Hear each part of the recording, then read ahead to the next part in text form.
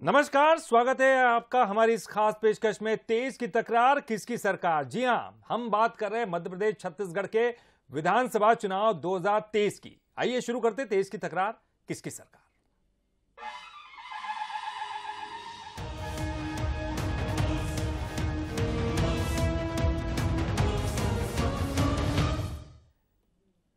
मध्य प्रदेश में विधानसभा चुनाव के केंद्र में एक बार फिर किसान ही रहेगा। कर्ज माफी का वादा करके 2018 में सरकार बनाने वाली कांग्रेस ने एक बार फिर से किसानों पर दांव लगाया है। कांग्रेस ने किसानों के लिए 5 बड़ी घोषणाएं कर किसानों को साधने की कोशिश की है, तो इधर बीजेपी ने किसानों को लेकर कांग्रेस पर पलटवार कर दिया है। देखिए एक खास रिपोर्ट। किसानों का कर्ज माफ जो हमने कहा था, घोषणा करी थी, जो बीजेपी ने बंद किया, ये हम चलाते रहेंगे, ये चलती रहेगी। कमलनाथ एक बार फिर अपने टेस्टेड फॉर्मूले के साथ ही चुनाव मैदान में जाने की तैयारी में है। 2018 में यदि कांग्रेस ने सूबे में 15 साल बाद सत्ता में वापसी की थी, तो इसका बहुत बड़ा कारण किसानों को ही माना गया था। 2023 में भी कांग्रेस किसानों के जरिए सत्ता की सीढ़ी चढ़ने की तैयारी में है। मंगलवार की शाम जब अचानक खबर आई कि कमलनाथ वचन पत्र से संबंधित कोई बड़ी घोषणा कर सकते हैं, तो कई तरह के कयास लगाए गए थे, लेकिन कमलनाथ की प्रेस कॉन्फ्रेंस सिर्फ किसानों पर ही फोकस रही। इस योजना से प्रदेश के 37 लाख किसानों को लाभ पहुंचेगा। किसानों के जो पुराने बिजली के बिल हैं, जो बकाया हैं, ये राशि भी माफ करी जाएगी। किसानों को 12 घंटे पर्याप्त व निबाध बिजली उपलब्ध कराएंगे।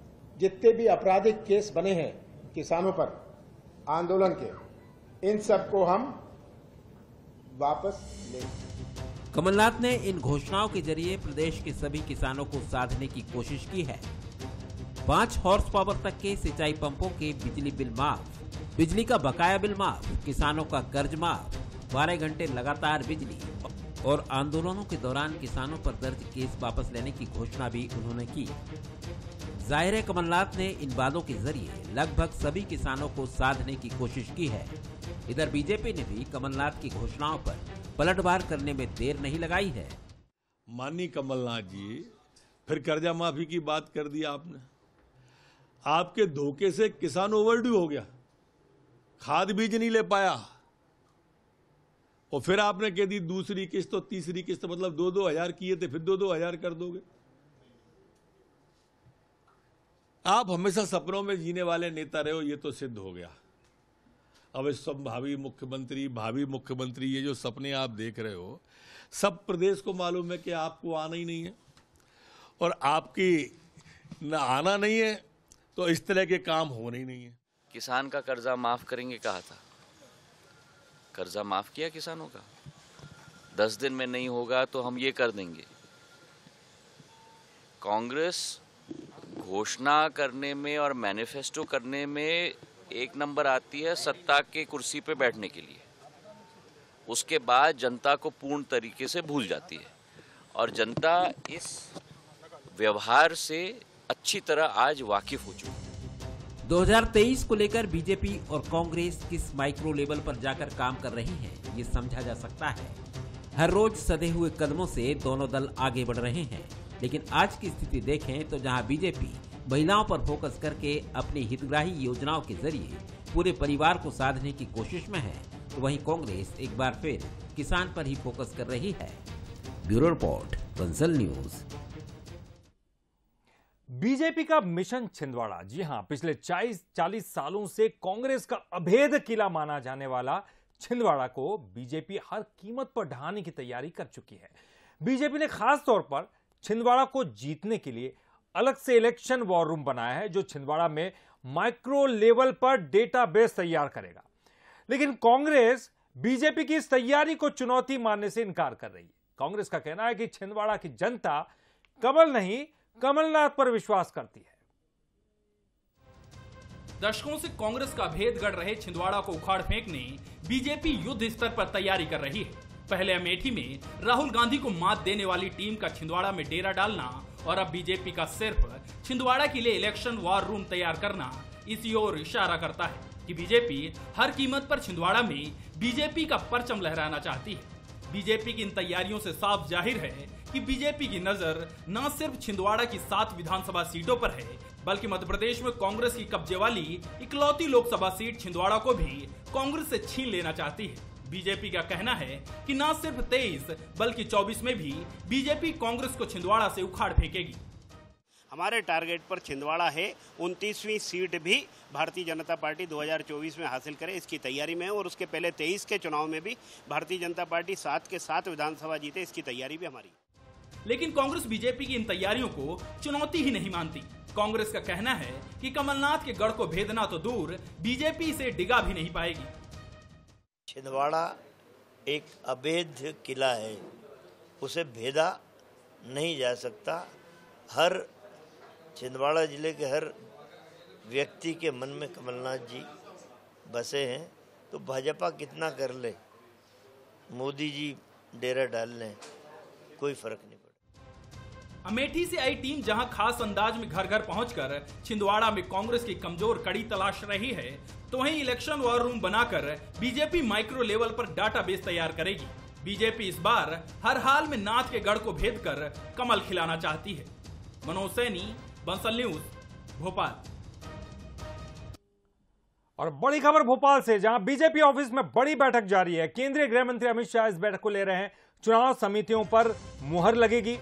कई बड़े नेताओं को जिम्मेदारी दी जाएगी, चाहे वो सिंधिया हो, कैलाश विजयवर्गीय हो, प्रहलाद पटेल हो, इनको एक बड़ी जिम्मेदारी मिल सकती है। इलेक्शन के लिए फाइनल होगी रणनीति, और उसे जो भी रणनीति बनाई जाएगी उसको यहां फाइनल किया जाएगा। और पिछले जो काम हुए उनका रिव्यू किया जाएगा, उनकी समीक्षा की जाएगी।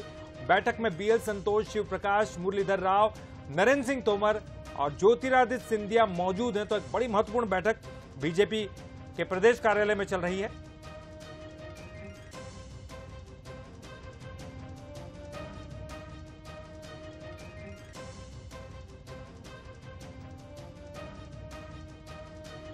और इस पर ज्यादा जानकारी के लिए हम सीधे रुख करेंगे हमारे एग्जीक्यूटिव एडिटर मनोज सैनी जी का।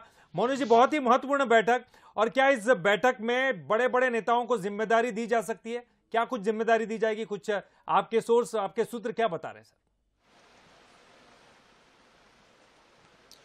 देखिए ललित, पहले 4 वरिष्ठ नेताओं के बीच में चर्चा हुई है। ये चर्चा करीब 1 घंटे चली, 40-45 मिनट चर्चा चली है, जिसमें अमित शाह जी, बीएल संतोष जी, प्रदेश अध्यक्ष वी डी शर्मा, शिवराज सिंह चौहान, नरेंद्र सिंह तोमर, ये लोग इस बैठक में मौजूद रहे। तो जाहिर है कि उसमें कुछ बड़ा हुआ होगा, और उसकी जानकारी भी इस तरह आ रही है कि हो सकता है कि सितंबर के आसपास जो संकल्प यात्रा की बात कही जा रही है, ये 25 सितंबर के आसपास संकल्प यात्रा की शुरुआत की जा सकती है।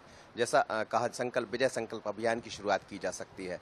तो ये तारीख सामने आ रही है। हालांकि अभी थोड़ी ही देर में ये बहुत स्पष्ट होगा, लेकिन जहां तक अब पूरी बैठक चल रही है, इस बैठक में इस बार 13 नहीं 14 लोग मौजूद हैं, जिसमें बीएल संतोष, शिव प्रकाश इस बार बैठक में मौजूद है। और लगातार इन मुद्दों पर जो चर्चा होना है, जिसका जिक्र हम बार बार कर रहे हैं, चाहे वो समितियों का गठन हो, 13 ऐसी अलग अलग समितियां हैं जिनको अलग अलग समय में काम करना है, कुछ जिम्मेदारियां दी जानी है, चाहे वो विजय संकल्प यात्रा निकल रहे हैं तो उसकी अलग अलग क्षेत्रों से जहां से यात्रा निकलेंगी वो पदाधिकारी कौन होंगे, किस क्षेत्र से कौन यात्रा लेकर निकलेगा, जैसे चंबल, ग्वालियर या बाकी जो क्षेत्र है तो क्या वहां ज्योतिरादित्य सिंधिया नजर आएंगे, क्योंकि नरेंद्र सिंह तोमर तो एक महत्वपूर्ण भूमिका में उनको प्रबंधन की जिम्मेदारी सौंपी गई है। दूसरी तरफ कैलाश विजयवर्गीय है, तो क्या वो मालवा से इस यात्रा के साथ नजर आने वाले, प्रहलाद पटेल क्या बुंदेलखंड से दिखाई देने वाले। तो इस तरह की चर्चाओं पर आज लगभग ये तय हो जाएगा किसके पास क्या जिम्मेदारी होने वाली। इसके साथ ही एक रोड मैप, एक मैप जिसे हम कहते हैं, वो सामने आ जाएगा कि पूरे वर्ष भर के जो कार्यक्रम, 3 महीने के जो कार्यक्रम है, वो आज तय हो जाएंगे। कौन से समय कौन सा कार्यक्रम, जनजाति के लिए क्या कार्यक्रम तय किया जाना है, जाति के लिए क्या होंगे, ओबीसी के लिए क्या होंगे, युवाओं के लिए क्या है। हालांकि इस बीच में सरकार, चाहे दोनों ही सरकार, मध्य प्रदेश डबल इंजन की सरकार की बातें करें तो कई ऐसी योजनाएं हैं जिनको किया गया। दूसरी तरफ अलग अलग टीमें भी ये लगाने की बात कही जा रही, जो घर घर पहुंचे और एक एक व्यक्ति को जाकर ये बताए कि आखिर आपके परिवार से कितने लोग प्रभावित हुए हमारी योजनाओं के जरिए, और उसको सीधे भारतीय जनता पार्टी से जोड़ना, उस घर में कमल खिलाना। ये आज के मुख्य एजेंडे हैं जिन पर चर्चाएं चल रही है।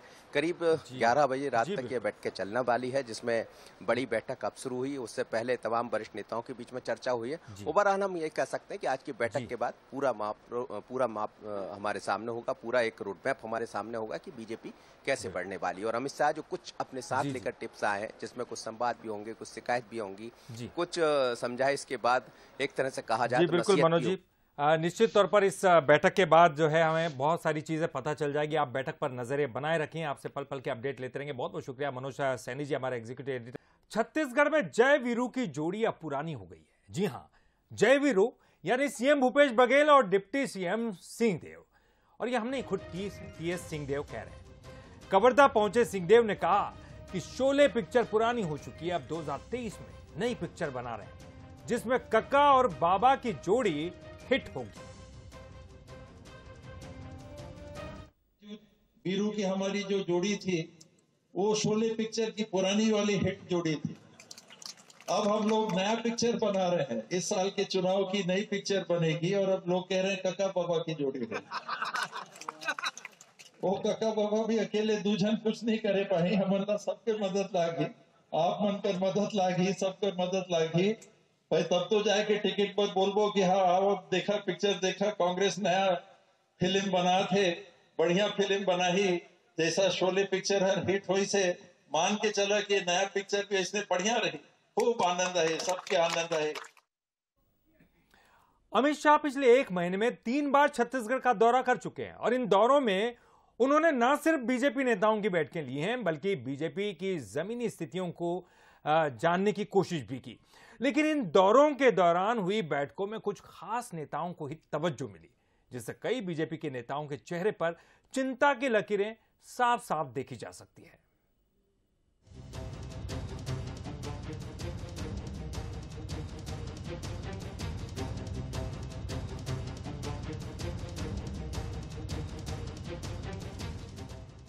मिशन 2023 में बीजेपी को छत्तीसगढ़ में सत्ता वापसी कराने खुद केंद्रीय मंत्री अमित शाह ने बीड़ा उठाया है। शाह ताबड़तोड़ बैठकें लेकर चुनावी रणनीति बना रहे हैं और बीजेपी नेताओं को महत्वपूर्ण दिशा निर्देश दे रहे हैं। लेकिन इन बैठकों में चुनिंदा नेताओं को ही तवज्जो मिल रही है, जिससे बाकी नेताओं की चिंता बढ़ गई है। और चिंता हो भी क्यों ना, विधानसभा चुनाव में अब कुछ ही वक्त बचा है, लेकिन शाह के लगातार दौरे और कई बीजेपी नेताओं को बैठकों से दूर रखने पर सियासत भी शुरू हो गई है। कांग्रेस जहां इसे केंद्रीय नेतृत्व का डर बता रही है, तो वहीं बीजेपी का कहना है कि इस बार जनता कांग्रेस को सत्ता से उखाड़ फेंकेगी। देखिए, भारतीय जनता पार्टी का केंद्रीय नेतृत्व डरा हुआ है। उनको इस बात का एहसास है कि 15 साल तक भारतीय जनता पार्टी के शासनकाल के दौरान यहाँ पे जमकर भ्रष्टाचार हुआ, खूब लूट खटोट हुई और जनता अभी तक उसको भूली नहीं है। इसीलिए वो बार बार नेताओं से परहेज कर रहे हैं, चीन कर नेता खोज के सामने ला रहे हैं। लेकिन 52 पत्ते होते हैं ताश के, भारतीय जनता पार्टी के 52 के 52 पत्ते दावेदार हैं। जिन 12 नेताओं को तवज्जो दे रहे हैं वो सारे के सारे भ्रष्टाचार में संलिप्त हैं। तो किसको छोड़ें, किसी को लें, कोई फर्क नहीं पड़ने वाला। जनता भारतीय जनता पार्टी के एक एक दागदार चेहरे को पहचान रही है। Bharatiya Janata party cadre based party है, हर कार्यकर्ता का और नेता का अपना काम बटा हुआ है। माननीय अमित शाह जी के साथ जिनको बैठना है उनकी भी काम तय है, उनकी भी जिम्मेदारी तय है, उनके साथ वो बैठते हैं। कांग्रेस जैसा यहाँ कुर्सी में उठा पटक नहीं होती कि कुर्सी फेंक कर कोई किसी को मार रहा है। वो निश्चित रूप से भारतीय जनता पार्टी की जो पूरी तरह से तैयारी है वो कांग्रेस को समूल उखाड़ फेंकने की है। छत्तीसगढ़ में कांग्रेस ही अपनी तैयारियों की चिंता करे, भाजपा मुस्तैदी से आगे बढ़ रही है। शाह हर कीमत पर छत्तीसगढ़ को वापस पाना चाहते हैं। शाह के दौरे से जहां बीजेपी कार्यकर्ता बेहद उत्साहित हैं, तो वहीं कई बीजेपी नेता चिंतित हैं।